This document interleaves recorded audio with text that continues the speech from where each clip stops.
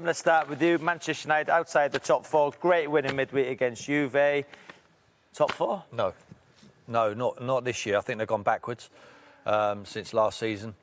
For me, everyone's chasing Man City. They're going to be the title winners this year again. Liverpool and Chelsea neck and neck behind, and Tottenham will get the last spot for me in fourth place.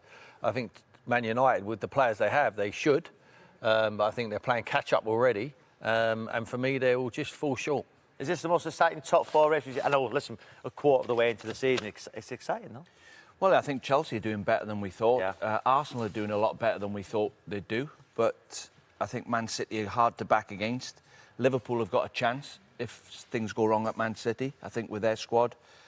It's going to be tight, but I would think Man City, Liverpool, Chelsea, Spurs.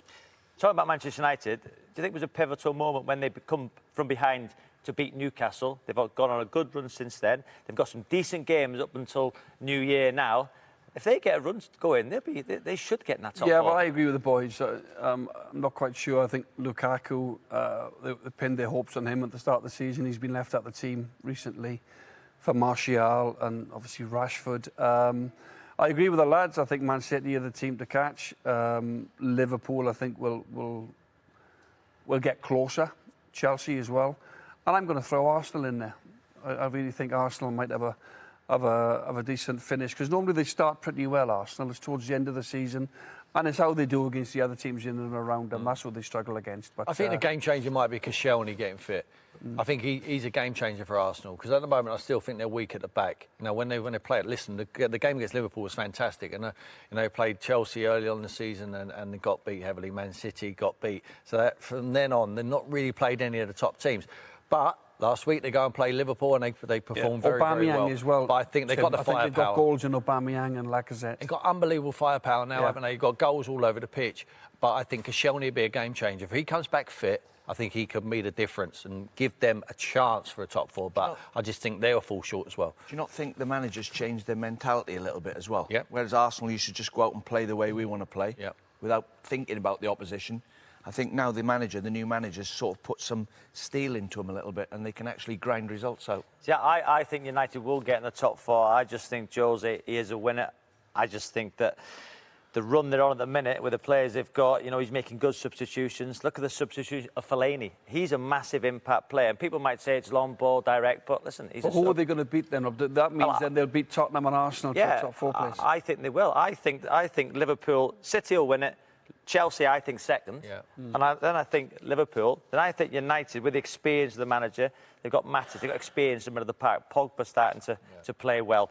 The firepower they've got, you know, Rashford, matter. Yeah. You know, so I think if they could just improve a little bit defensively, why wouldn't they get in the top four? It's how the results go head-to-head against these sides what's going to determine it. Them big 6-point games, they're going to be the ones, because everyone beats the teams at the bottom now. You don't get too many upsets. But I think it's the teams, when they play head-to-head against each other, when they come up against Tottenham, they come up against Arsenal and Liverpool, how many points can they get out of that? Now, Jose's got to get them ready for them big games. History says that he can do that. Now, his team have got to stand up and perform. Saying that's Derby on tomorrow, you know, I've gone for a City 4-1 win, you know, in my predictions, because I just think watching City, the way they play, the dynamic, without the ball, so impressive. Do you think Jose will go up there and shut up shop, or do you think he'll go and play free, expansive football? Well, you can't leave gaps in between the units, because that's where Man City operate, especially Silva and De Bruyne. If he plays, the two wide players come in the pockets. But the reason you've said 4-1 is because the way Man City play, and also Man United's back four. Yeah. Is their back four good enough to resist against the top teams? I don't think so.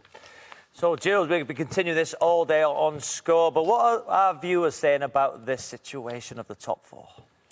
Well, they've been voting on our poll at BT Sport Football on Twitter, and 55% of them think Manchester United won't make the top four. Here's a couple of their comments. Matt Stevens thinks Mourinho is a genius. He thinks he's proven success at every club he's been at, and people who doubt him are unwise. He thinks they will get top four 100%.